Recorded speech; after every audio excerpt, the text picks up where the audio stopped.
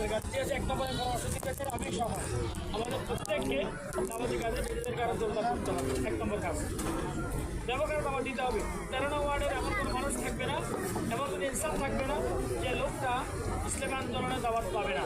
তখন আমরা ইনশাল্লাহ 1 নম্বর কাজ 13 নং ওয়ার্ডের সে বেদল করুক, আপনার দায়িত্ব সেটাকে দাওয়াত দিয়ে দেওয়া, সেটাকে দাওয়াতটা পৌঁছা দিবেন। আমি আপনাদেরকে ছোট্ট একটা বিষয় সামনে দিতে চাই। উদাহরণ আল্লাহ তাআলা কোরআন শরীফের মধ্যে 500টার উপর উদাহরণ দিয়েছেন মানুষকে বোঝার জন্য। ইসলাম আন্দোলনের সাবেক জন্য বলবো যে তারা ছাত্র শিবির কোনো ইনকাম সোর্স নেই, কিন্তু ছাত্রদের মাঝে কাজ করার ক্ষেত্রে আমাদের পরিবার, আমাদের ছেলে সন্তানেরা আজকে বিপদে পড়ে যাচ্ছে। আজকে আমাদের ছেলে সন্তানেরা বিভিন্ন মোবাইলে আসক্ত হয়ে